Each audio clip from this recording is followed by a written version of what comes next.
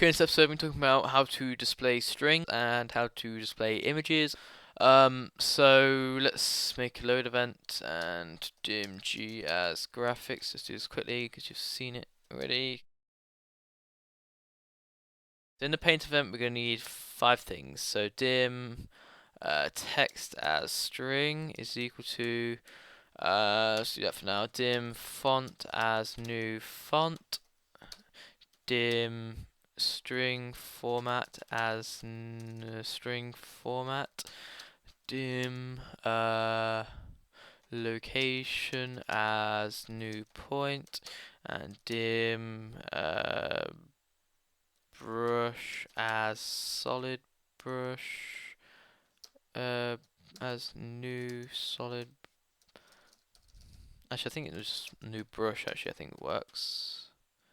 No, solid brush has got to be. Solid brush. Okay, so now we're at the bottom. Might as well start here. Color dot blue. Let's go back to the top now. Text will say sup, my classic. The string format. So this was Arial, or let's do Georgia. Then the font size, which is normal font size. You kind of used to that kind of thing.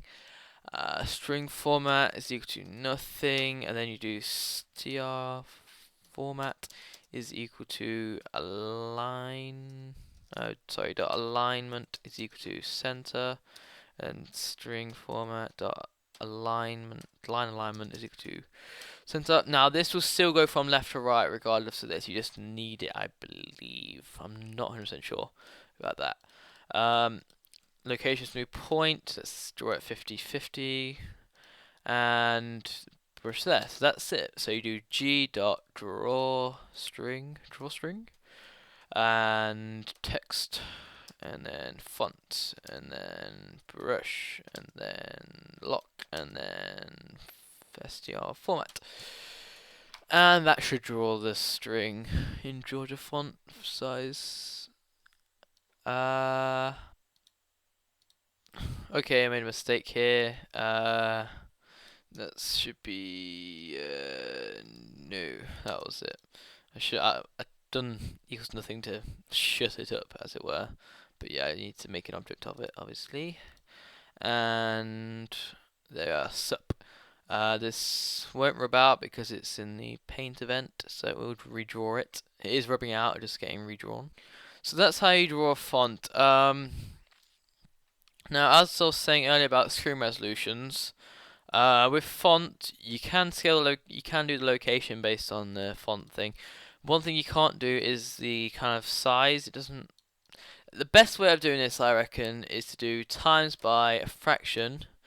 The screen resolution which you currently on, which it looks good at. Let's think. So if it's a small resolution, it's going to appear bigger, so you want it to be smaller. So you do my.computer dot screen dot bounds dot width over your good resolution, right? One it looks good at, that's my current resolution. And so for me, this should look identical because I'm on the same screen. But the idea is it will look identical on other computers because this should scale it down the font size to make it look the same. If that, might have to toy around with these numbers and times by times by 1.2 or something like that to make it look good. But that's the general idea. Okay, so now I'm going to show you how to make draw images. So dim I as image is equal to image dot from file, and then let's see, I should have the file open. Okay, so I've got this open here. So you just want to copy your directory, paste it in there, backslash the name of the object, the file.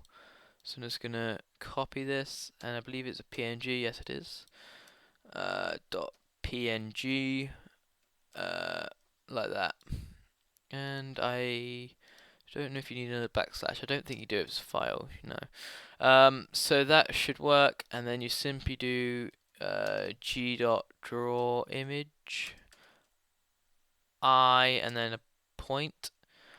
So new point.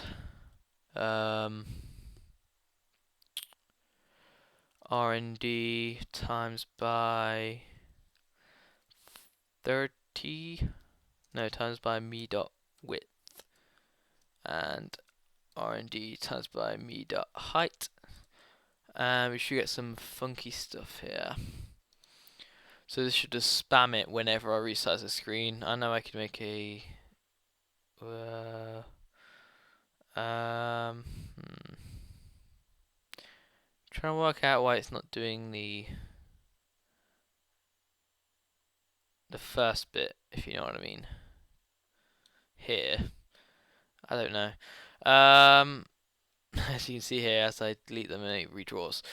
So yeah, you can play around with that. On a little side note, one thing you can do is do new rectangle, and it takes the rectangle as a parameter. This means you can do